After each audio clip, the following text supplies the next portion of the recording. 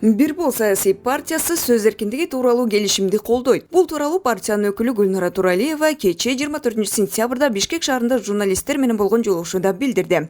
В принципе, я посмотрела все программы. Көпчүлүк партиялардын программасын окуп чыктым. Бирок сөз эркиндиги болмоюнча программаны ишке ашыруу кыйын болот. Инвестиция тартуу, экономика жана социалдык түзүмдөр боюнча пландарды сөз эркиндиги аркылуу гана элге жеткирип, элдин ишенимине ээ болсо болот.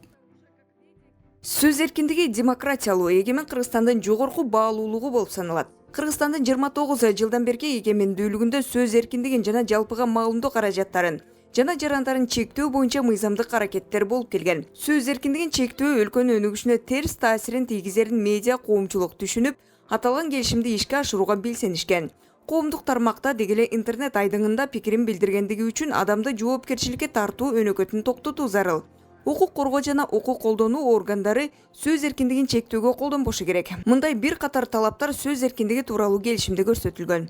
Бир бул саясий партиясынын талапкери Гүлнара Туралиева партиянын башка өкүлдөрү дагы бул келишимди колдоорун белгилеп, сөз эркиндиги боюнча келишимге бир катар өзгөрүү толуктоолорду киргизүү сунушун айтты. Урматтуу журналисттер, эң мыкты демилге көтөрүпсүздөр. Биздин партиянын сунушу медиа сабаттуулук сабактарын депутаттарга да өтүү керек. Мындай кадам жалпыга маалымдоо каражаттардын ролун түшүнүүгө жана аларга карата арыздарды кыскартуу максатын көздөйт. Ошондой эле биздин сунуш азыркы келишимге кол койгон партиялар жогорку кеңешке өтүп калса, аларды сындаган материал жарыяланса, сотко чейинки органдар аркылуу чырды чечүүгө аракет кылуу керек. Экинчи сунуш жогорку кеңеште атайын сөз эркиндик күнү жарыяланып, депутаттар менен журналисттер, медиа эксперттер менен биргеликте өлкөдөгү көйгөйлөрдү талкуулашат. Иш чаранын демилгечилери талапкерлерге сөз эркиндиги тууралуу келишимди жана ага кошо медиа демократия, адам укугу чөйрөсүндөгү реформаларды жана мыйзамдар туурасында презентация жасашты.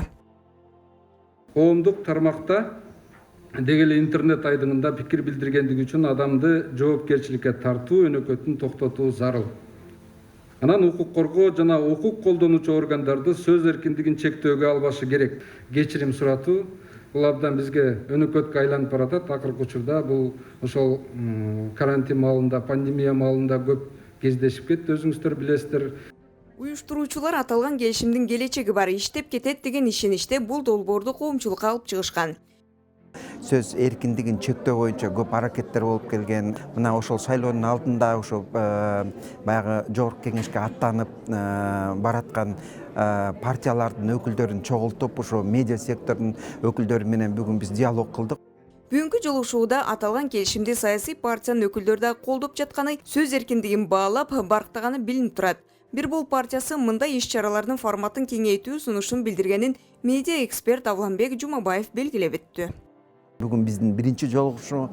Бул жерде ушул партиялардын өкүлдөрү, анын ичинден ошо Бир бул партиясынын өкүлү да айтып кетти. Мындан аркы ушундай аянтчаларды биз туруктуу кылып алсак, традициялуу кылып алсак, анда ушул биздин аракеттердин баары албетте бул өлкөнүн өсүп өнүгүшүнө багытталган.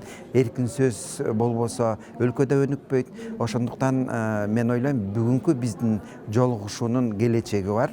Өлкөнүн өнүгүүсүндө сөз эркиндигинин орду маанилүү экенин Бир бул саясий партиясы да белгилейт. Партиянын программасында медиа сабаттуулукту камсыздоо, сөз эркиндиги чектелбей, жарандарыбыздын ой пикири чектөөгө алынбашы керек деген принциптер каралган. Андыктан партия сөз эркиндиги тууралуу келишимди ар дайым колдойт. Бир бол номер 13.